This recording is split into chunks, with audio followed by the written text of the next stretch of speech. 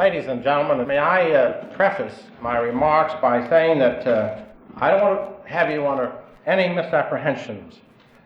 I am an extreme middle-of-the-roader.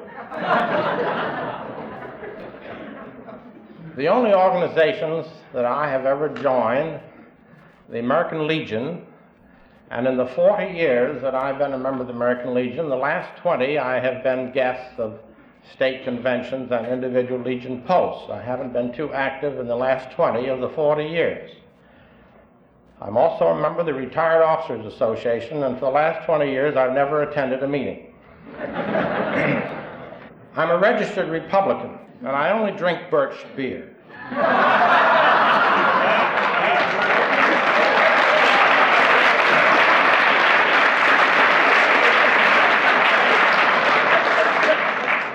When I went back in the Army as a retread in 1942,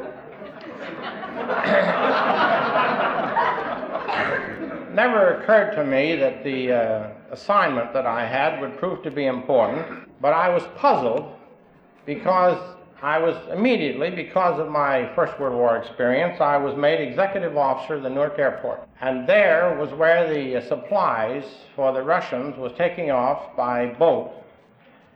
And it was there that I first came in contact with the Russians. And almost immediately, the Russians asked me if I would please help them because they had something very important that they wanted to accomplish. And I said, why, certainly, I'm an expediter and I'll do whatever you want me to do. What is it you want? They said they'd like to go on relief right away, please.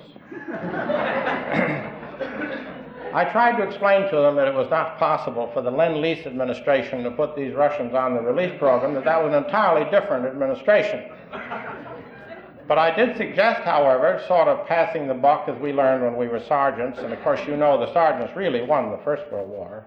I passed the buck back to their embassy. And much to my amazement, they came to me a few weeks later and said that my suggestion had been very good because they had now had the city of Leningrad put on relief. Well, of course, I didn't believe it, and I asked to see the papers.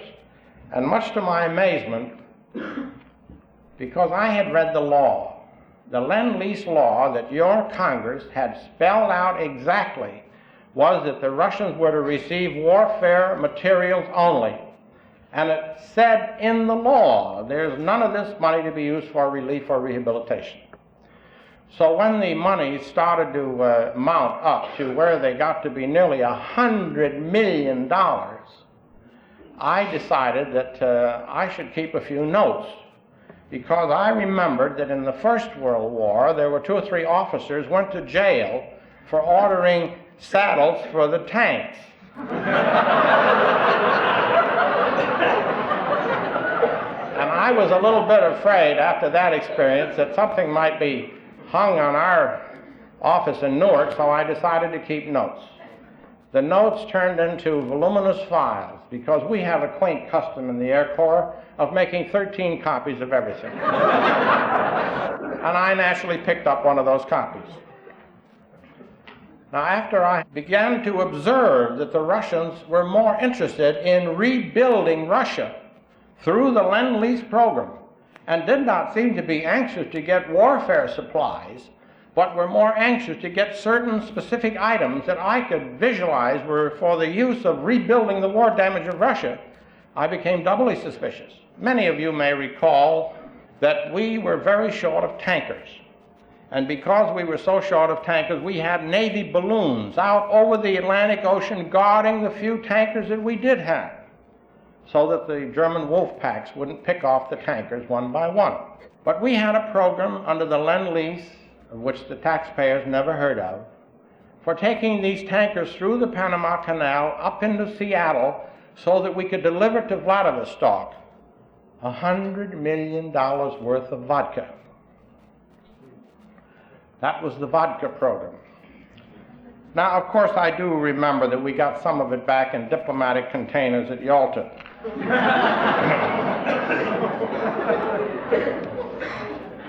But as we went along with this program, and the Russians wanted me to help them to get a bomb powder plant, I agreed to help them, and turned out that the materials that they wanted for a bomb powder plant were actually for the building of an atom bomb. And as we started sending the various materials through for the atom bomb plant, it was all sorts of heavy water and uranium and electrical panel equipment and a great deal of other expensive equipment. I did not know about the Manhattan Project. So there was no way that a few officers that were assisting in the expediting could tell what the individual item was going to be for in the end product. We sent them something like $400 million worth of power equipment, hydroelectric plants and steam engine plants. Now, the more we went into this and the less military material we were sending, the more suspicious I became that there must be something wrong. And I went to Washington, and much to my amazement, they told me in Washington they knew all about it, and that I mustn't get too officious, or I'd find myself on a small island in the South Pacific somewhere. I didn't want to go to a small island in the South Pacific. So I started keeping very quiet, but sending reports through. Then the Russians started sending these black patent leather suitcases through, and I started to try to open them, and I found that a Mr. Charles Boland of the State Department had given them diplomatic immunity. No one could open these suitcases because they were covered by diplomatic immunity. Now, my idea of diplomatic immunity was a courier carrying a diplomatic pouch that was locked from one embassy to another. So I decided to spot check some of these suitcases, and in opening the suitcases, of course, it was like opening Pandora's box. I found all the things in there that the Russians didn't want anyone to know they were taking, and that was the cause of my being subpoenaed later on. I found the drawings of Oak Ridge where we were making our atom bomb, all sorts of things.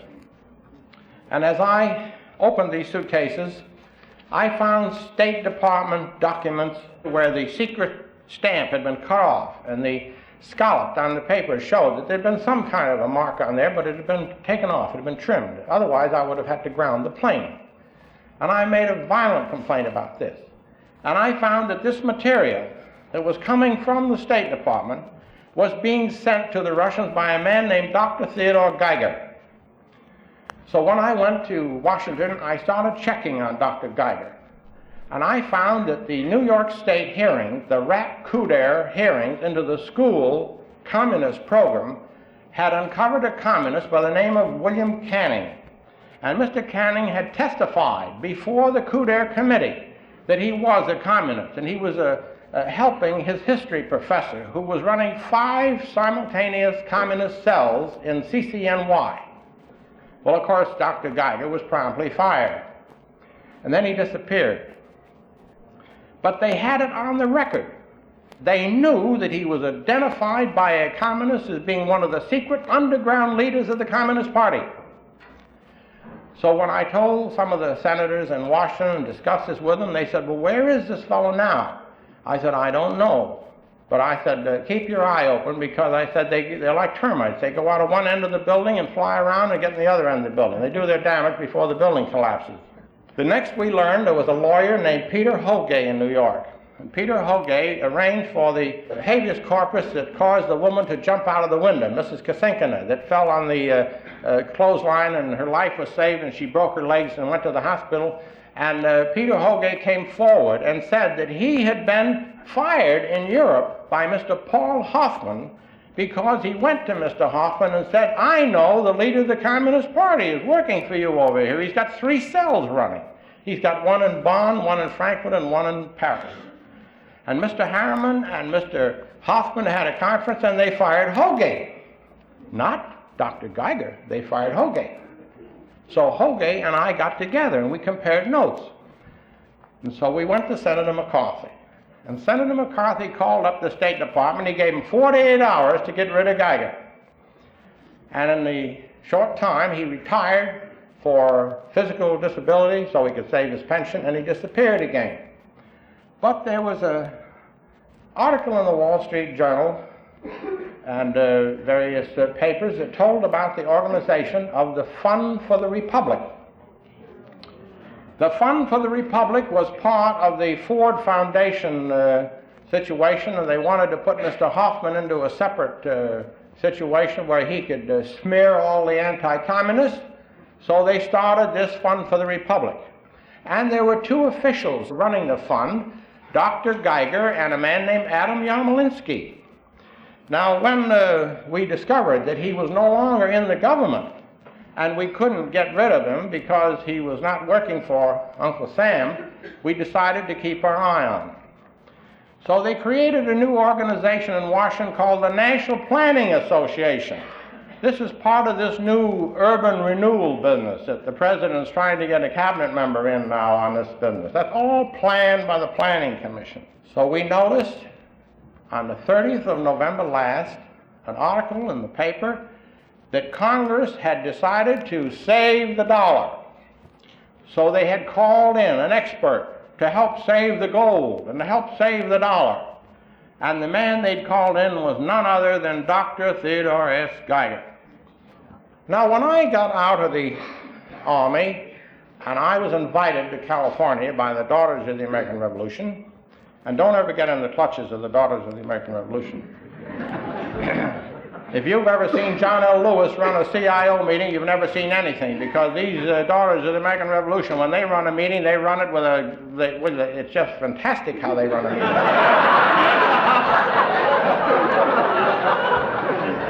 I heard one of them in Washington once. She says, "What's that? Carry rifles? Certainly we can carry rifles. Did I hear any nays? No, there better not be any."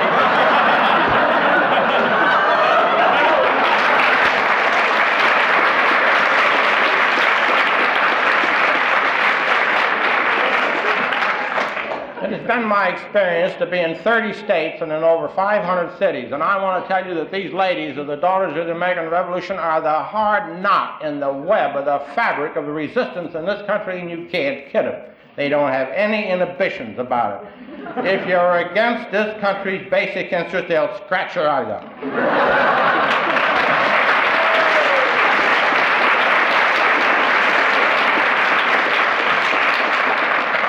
Now, these worthy ladies invited me to California to speak to the Commonwealth Club. My book had been published at that time, and it was in the Reader's Digest. It had been published in 17 some odd foreign languages, I believe it was, throughout the world. And that I thought that I would have something new to tell these members of the Commonwealth Club.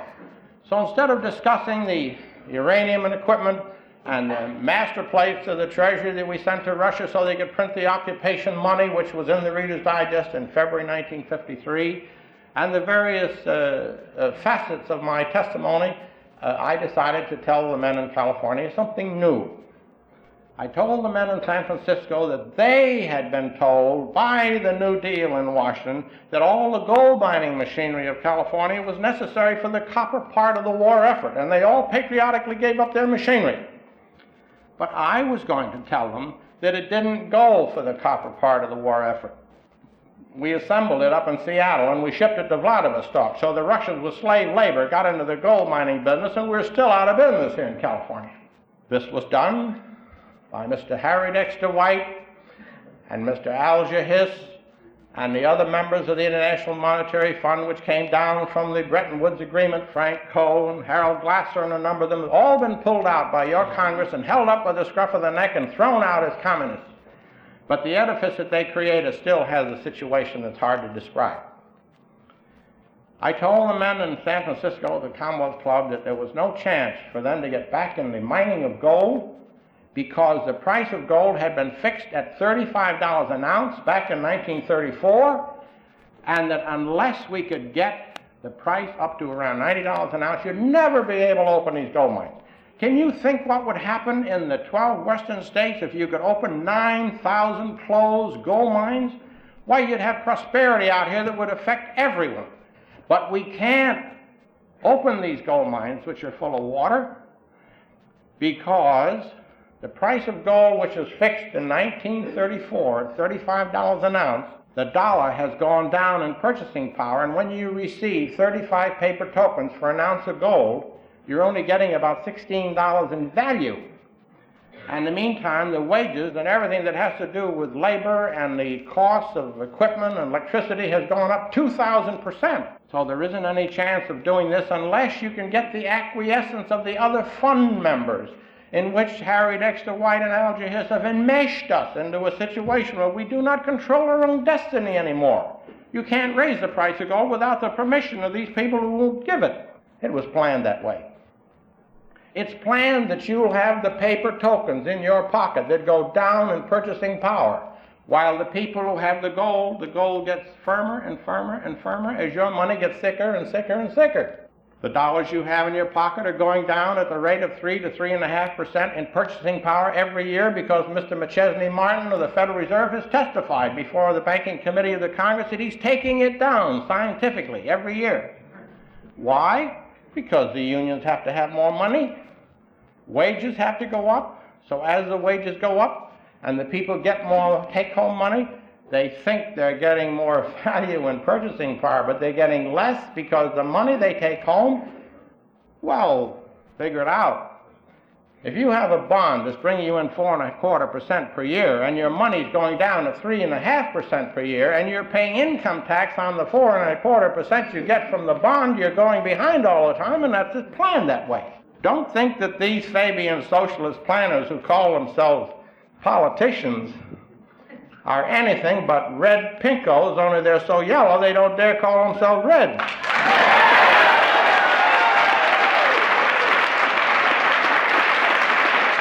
Now seriously, folks, without any facetious intent, I'd like to ask you if you've ever heard an extreme right-winger take the Fifth Amendment. I never have.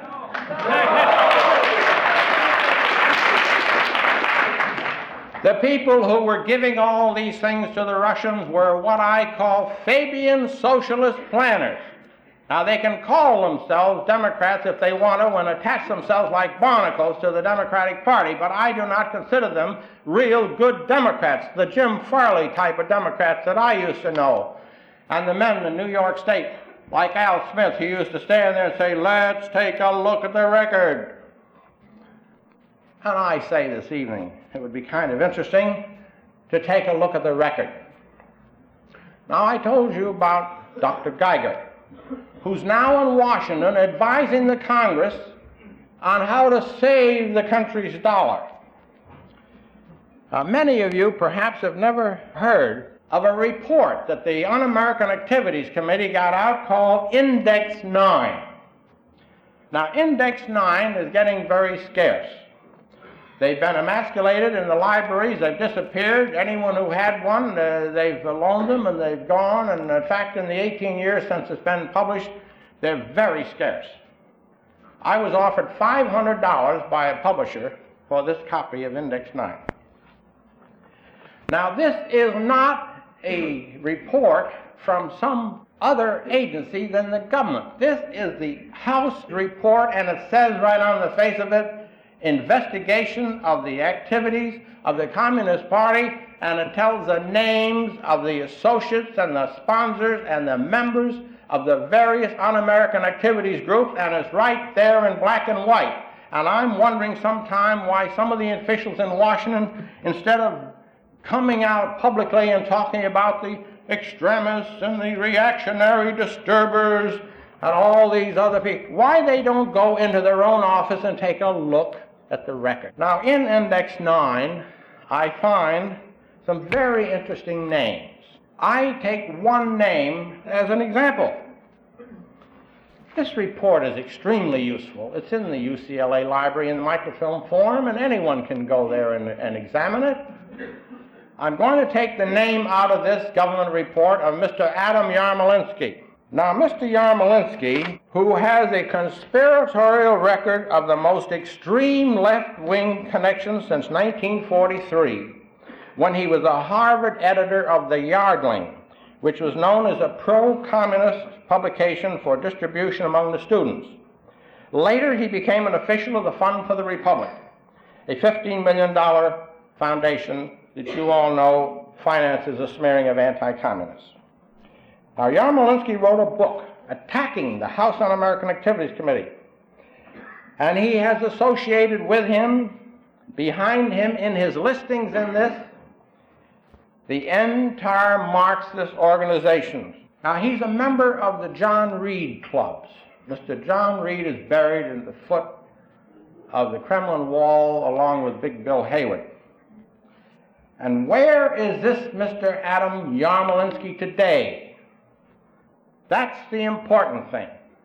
It isn't so important to go back years and look at what happened unless you can learn, unless you can get from this education of the past so that we can protect ourselves and see that it doesn't happen again in the future. That's the reason that these reports are so valuable, because many of these people have their roots buried deep in the Marxist indoctrinating and the tearing out of the foundations of this republic. Now, Mr. Adam Yarmolinsky today, under the new frontier, is in charge of recruiting the executive personnel as a special assistant to the Secretary of Defense in room 3E941, the Pentagon. Mr. McNamara refused to give the name of the people that surround him. I'm not muzzled. I'll be glad to give you their names.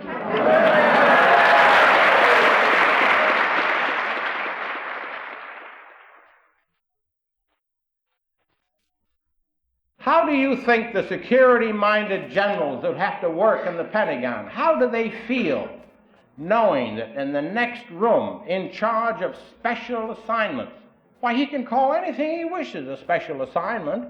They have to go round him or through him to get to McNamara. A man with a record like this, you don't read about this in the newspapers.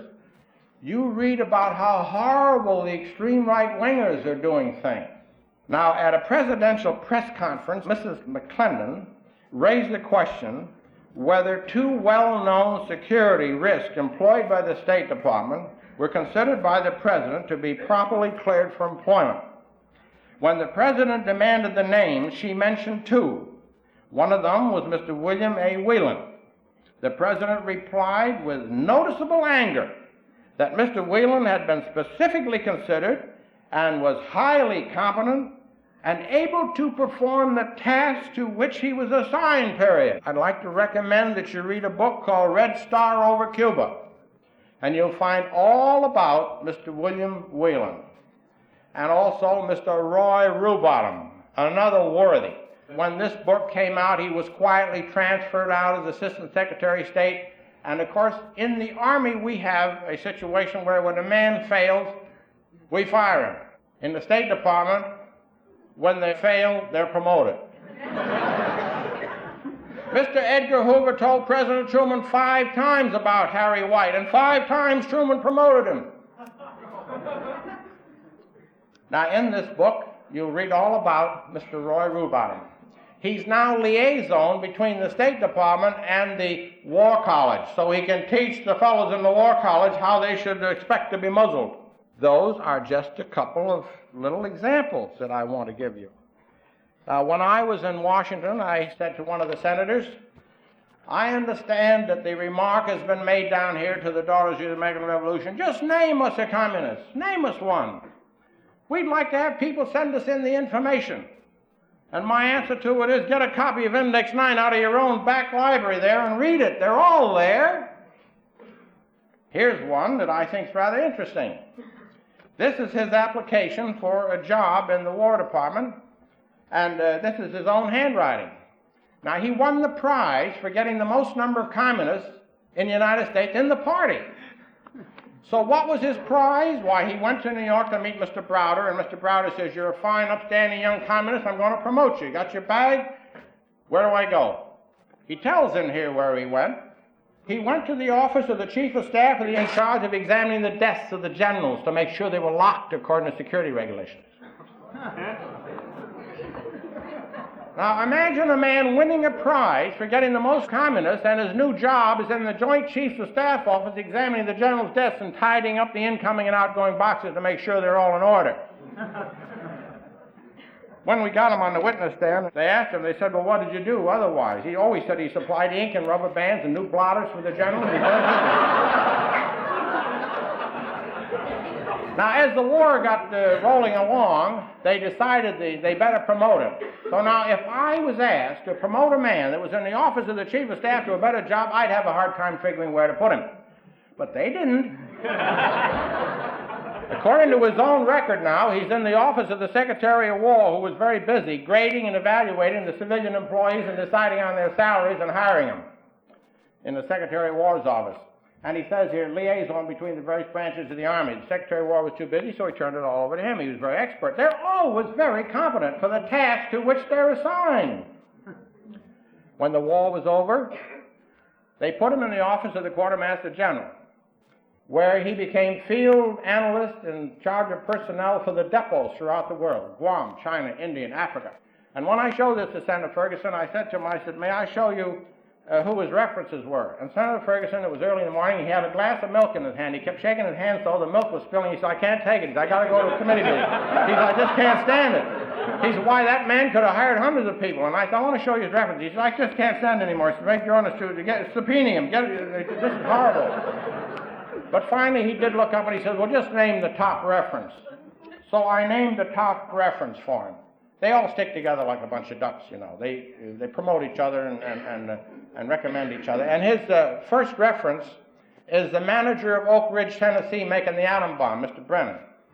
This is one of the samples that I have. I had hundreds of samples given to me by members of the different staffs.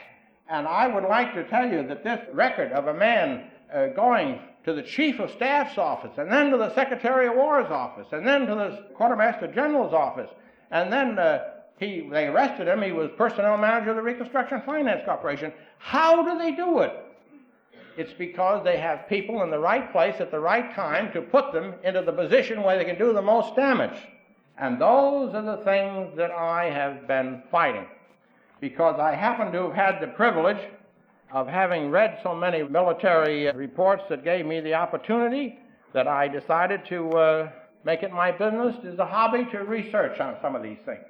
And in Index 9, I find some other things that are very interesting. Now, I spoke to you about this urban renewal, which Dr. Geiger was working on. Now, the President has just asked for a new office as a cabinet minister's job. And he inadvertently said that, and if they'll give me this new cabinet position, I will name Dr. Robert Weaver as the new cabinet member. So I promptly looked up Dr. Weaver in the government's own report here, which the government issued so the public would have a chance to see who these people were that were helping the communist movement. And I find that Dr. Weaver has 4 citations as being a hardcore communist runner. Five citations. Now, these are not innocent fronts. These show that his activity for years and years and years has been in the Marxist movement. But he will not be the first cabinet member that President Kennedy has that is mentioned in Index 9, because Mr. Arthur Goldberg has 4 citations. And they're not the first person in high office that have citations in this Index 9. Mrs. Eleanor Roosevelt has 20. She even has more than some of the communist leaders. Now, they had an investigation in Washington, and they had the Secretary of War on the stand. And Senator Keating of New York asked the Secretary of War if it was true that all the tie lines going out of the Pentagon, for this is the question that they asked the Secretary of War, is there any way that the Defense Department could preclude access under existing law to the tie lines and lease lines out of the Pentagon to persons in this American Communications Association, a communist-dominated organization? And the Secretary of War said, I know of none. The next question. In other words, at the present time, although the tie lines and lease lines at the Pentagon are serviced by a communist-controlled organization, the Department of Defense, under existing law, is helpless to protect the public. Secretary of War's answer, to that extent, it certainly is. Now, this is a very important question. Are you cognizant of the fact that there has been testimony before the Internal Security Subcommittee to the effect that persons under the discipline of the communists controlling the American Communications Association now have access to messages coming from the Pentagon by a monitor system whereby they can plug in and listen to these conversations? And the Secretary of War says, regrettably, yes, I know that. Another question. Are you conversant with the fact which has been revealed by the Internal Security Subcommittee of the Senate to the effect that restricted telegrams coming in from the Pentagon have been intercepted by persons under discipline of the communist-controlled American Communications Association The Secretary of War says, I am aware of that. The next question.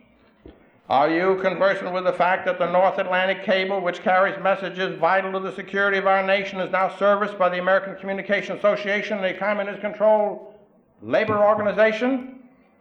And the Secretary of War says, I know that too. Now, if some of the newspapers would spend a little more time looking at some of the records that are available of this testimony at various times, they would have less space to devote to the smearing of the extreme rightists.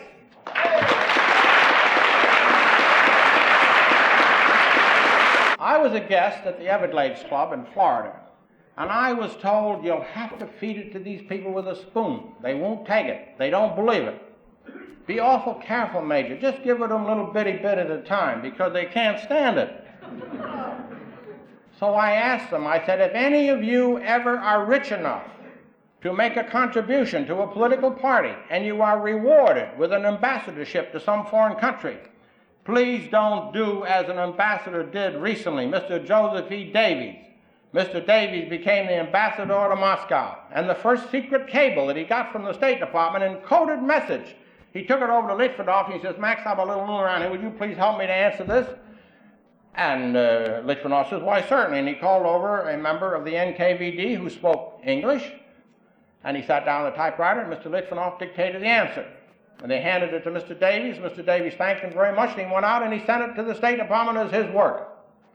But when he went out of the door, Litvinov and the typist did a maypole dance around the typewriter. We broke the code, we broke the code, we broke the diplomatic code. And then they could read every single message that went out of the State Department to any country in the world from then on because they broke the diplomatic code. And one of the ladies in the audience said to me, why, Joe Davies is my cousin, and I'm going to sue you.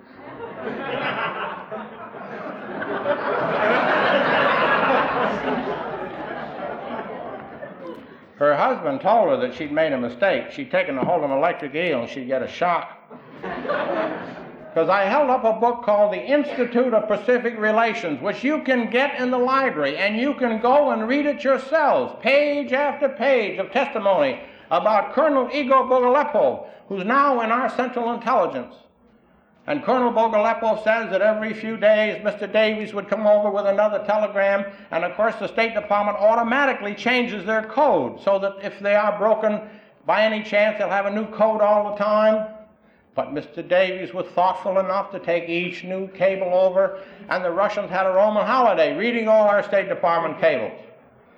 But when Bogolepov finally defected to us and he became a member of the Central Intelligence, he was called before the McCarran Committee, and you can read it here in all of the hearings, how Colonel Bogolepov says, and we were so pleased with Mr. Davies that when he left to go back to America, we handed him the manuscript of the Mission to Moscow book, which he published, which Mr. Jack Warner over here made a movie, and he received all the kudos for his wonderful work. If some of those people who live in ivory towers and don't believe in any of these things that they hear would go to the basic security of the Pentagon and learn a few things about how to protect the interests of this country, we wouldn't be in the position that we're in now.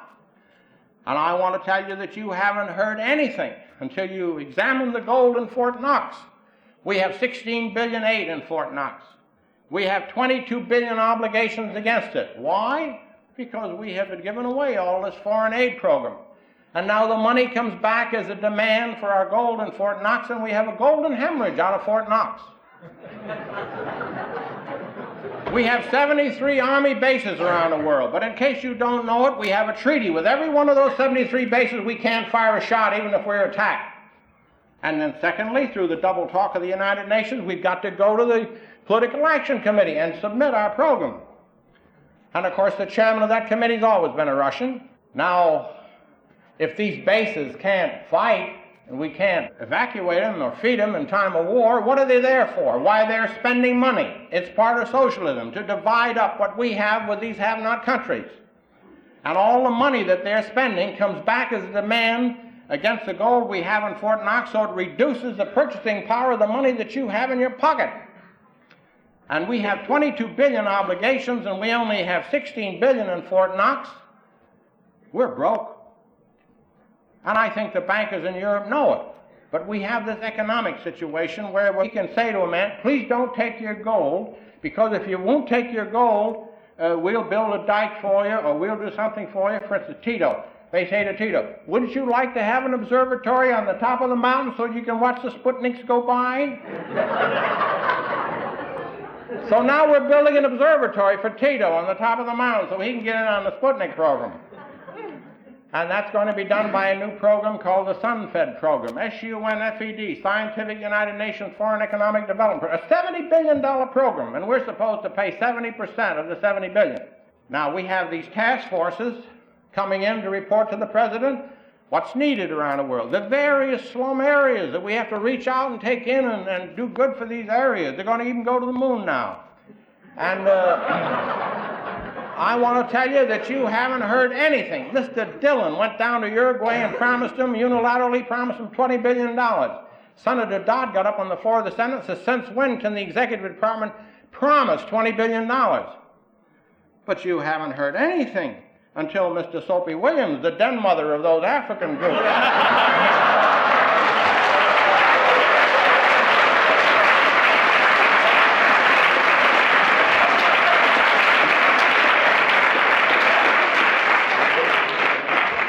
Now, he's already sent 13 of them up here, and they're running around down there in the United Nations in their muumuus with scarlet sashes, and they all want money.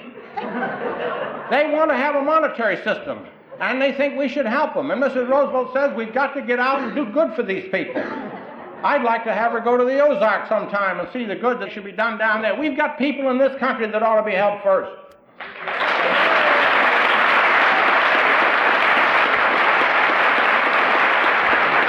Whenever I've made that remark, I sometimes look the next day in the paper and I see the headline that says, Major Jordan recommends returning to isolationism. I haven't said anything about that. I am for a foreign aid program if it can be put on the back burner until we maintain the fiscal integrity of the dollar first.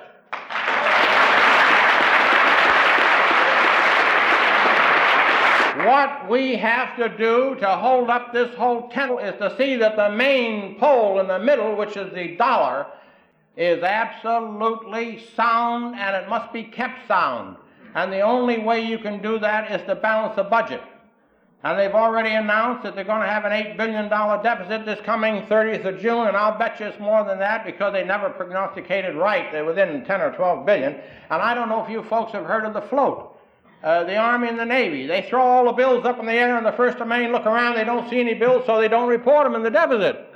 And when they come down on the 1st of July, then they start to pay them off. Go out here at the Rocketdyne and ask the people out there and some of the people here as to when they're being paid. They used to be paid in 30 to 60 days. Now they're being paid in 4 to 6 months. We're kiting checks, folks. That's exactly what it is. Because when they throw those bills up in the air, that's 2/12 of the annual budget of $50 billion, and that isn't put into the deficit. They all know about it down in Washington.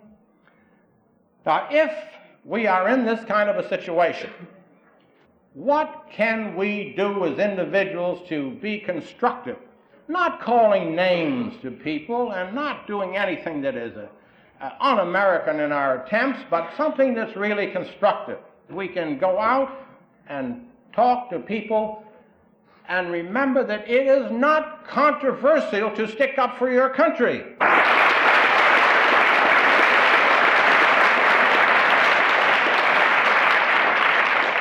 I've had people tell me that they didn't want to come to hear me because they were told I was so controversial that they'd be in trouble with their neighbors.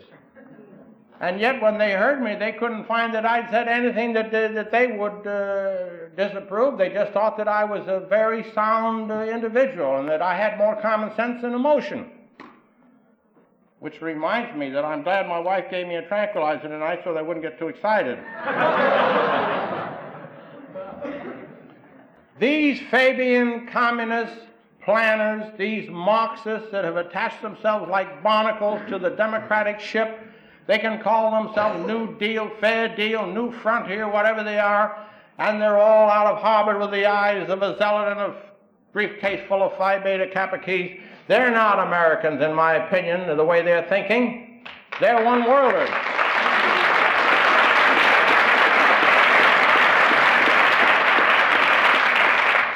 Now, actually, ladies and gentlemen, this is a fight. We are being surrounded by Cuba, and Mexico is now going communist. We've got all these situations that are growing like water is rising, and we're on an island of free enterprise. And we must maintain the capitalistic system. The number one target that the communists have is to break the dollar and break the capitalistic system and to break the free enterprise system. And how so many of us can be dupes and to believe these things. You ought to go back every once in a while and read the Constitution. It's not out of date. It's not a horse and buggy age.